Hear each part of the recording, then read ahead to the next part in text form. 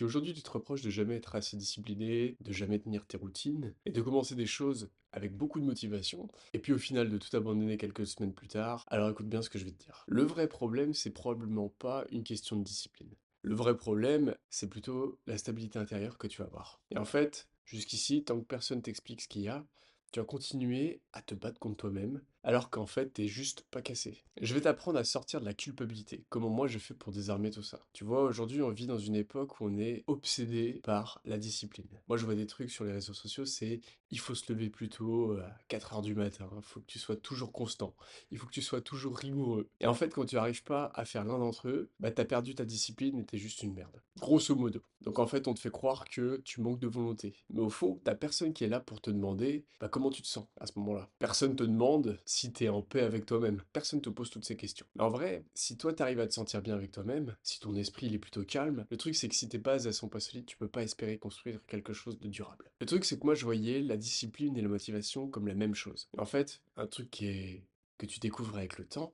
c'est que la discipline, c'est pas un moteur, mais plutôt un résultat. Un résultat de plusieurs petites actions. Quand ton esprit il est anxieux, quand t'es dans la peur de perdre, quand t'es dans le contrôle, ou que t'es dans la comparaison qui est constante, ton cerveau il va pas chercher à progresser. Il va plutôt chercher à survivre. Et tu sais, un cerveau qui est en mode survie, il n'est pas fait pour toutes les choses qui sont constantes. Il est fait pour éviter des trucs, donc la distraction, et pour abandonner les choses qui lui plaisent pas. Mais tu vois, toutes ces petites choses, c'est pas de la faiblesse, c'est juste biologique. Pendant longtemps, moi je me suis reproché de pas être une personne assez constante, pas assez régulière, de manquer de discipline. Je voulais être discipliné parce que je me disais que c'était la meilleure chose pour atteindre chacun des résultats dans plein de domaines différents. Voilà, je voulais que ce soit carré, structuré, mais en fait intérieurement j'étais pas stable. Il y avait plein de choses qui allaient pas. J'étais dans la méfiance, j'étais dans le contrôle, j'étais dans la peur de perdre ce que j'aimais. Et en fait avec du recul, bah moi je me rends compte d'une chose qui est assez simple. Comment tu peux construire une vie stable quand tout ton monde intérieur, bah en fait il part en vrille, il est en guerre, rien n'est stable. Et puis vis-à-vis de ça, ma perspective s'est mise à changer. Et du coup, voilà ce que j'aurais voulu comprendre beaucoup plus tôt. Les gens qui sont vraiment disciplinés, ils se forcent pas autant qu'on le croit. En fait, ils sont calmes, ils sont ancrés, mais surtout ils sont, on va dire, prévisibles avec eux-mêmes. Leur discipline n'est pas une lutte qui est permanente, c'est juste la continuité logique de qui ils sont devenus. Et donc la stabilité intérieure précède la discipline. Un petit peu plus tôt, je disais que si les fondations elles sont pas stables, tout s'écroule. Bah, je vais te montrer les trois piliers de la stabilité intérieure. Le premier, la sécurité intérieure. Je parle beaucoup de solitude sur cette chaîne, tout simplement parce que pour moi, c'est une des grosses bases.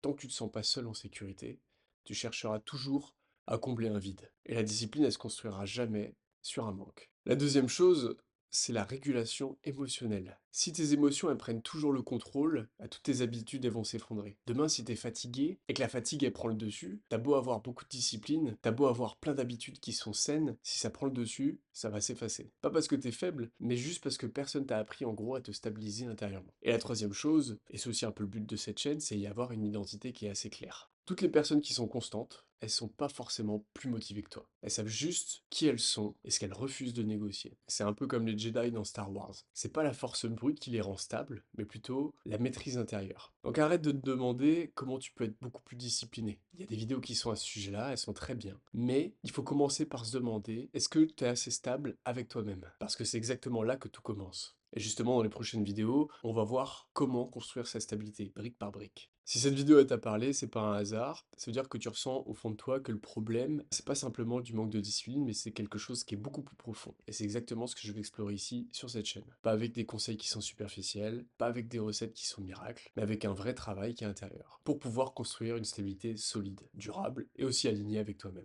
Donc si tu veux continuer sur ce chemin avec moi, je t'invite à t'abonner à la chaîne. Je publie régulièrement des vidéos pour travailler sur l'estime de soi, la stabilité intérieure et la reconstruction, surtout après des épreuves traumatiques. Avant de se quitter, dis-moi juste en commentaire une chose, est-ce que toi aussi tu t'es déjà reproché de pas être assez discipliné dans ta vie? Je lis tous les messages, et parfois vos réponses, ça guide un peu mes prochaines vidéos. On se retrouve très vite.